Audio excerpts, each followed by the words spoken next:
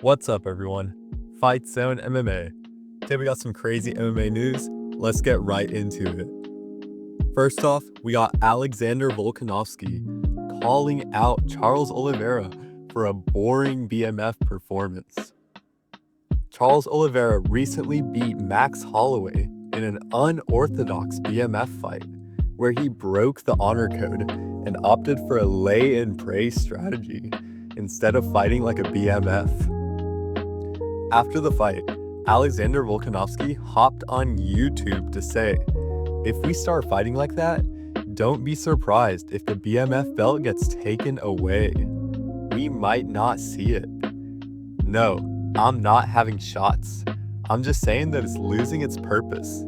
The purpose behind it is guys that are just going to go and put on fights. I'm not trying to throw shade on Charles. UFC seriously messed up with this one.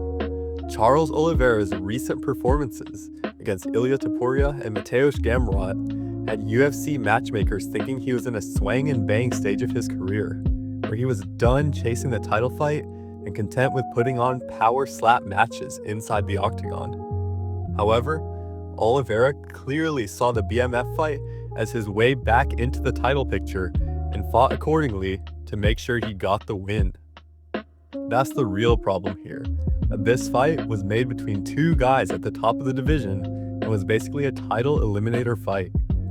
BMF was made as a belt for journeyman bums, so it needs to be made clear that the belt is for journeyman bums, it exists outside the rankings, and has no value except sentimental. Contracts for this belt should also include a clause that the fight will be standing only, with maybe some ground and pound allowed to chase a finish. Otherwise, BMF belt, the purpose is basically dead, and fans are not going to be tuning in just because the fight has BMF on it. Next up, we got Ilia Topuria's manager saying that the UFC tried underpaying Ilia Topuria for a potential fight against Islam Makhachev. In a recent interview, Ilia's manager said, "We were focused on getting an Islam fight. Then on Wednesday, I was asked by the UFC, would you guys want to do Islam or Gaethje? We said absolutely Islam. They gave us a number and we said absolutely not. After that, we didn't hear anything. The money that was offered was small. It was more like, if this fight could happen, here's the numbers they're going to happen at." And we were like, not at those numbers. This is crazy. This is a second manager after John Jones's manager to come out and say that the UFC tried to give them a low ball offer to fight at the White House, even though UFC needs big fights for the White House and reportedly spent $60 million setting up the event. What is UFC actually spending money on? $60 million on setup, and none of it is going to the fighters.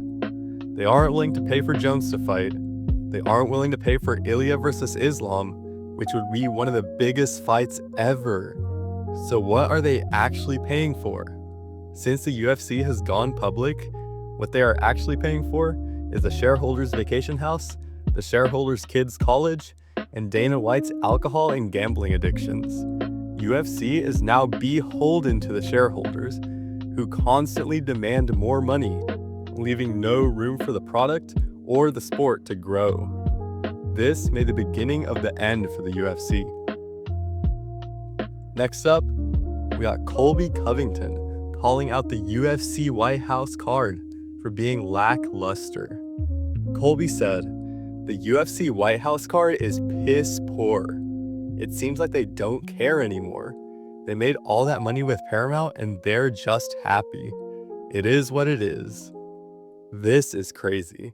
Colby Covington, for the last 10 or so years, has been known as one of the fighters with the most Dana White privilege in the entire organization, getting title shot after title shot, while only beating over 35 washed up old fighters in between each undeserved title shot. For Colby to be calling out the UFC is an insane turn of events and indicates that the UFC really has a problem.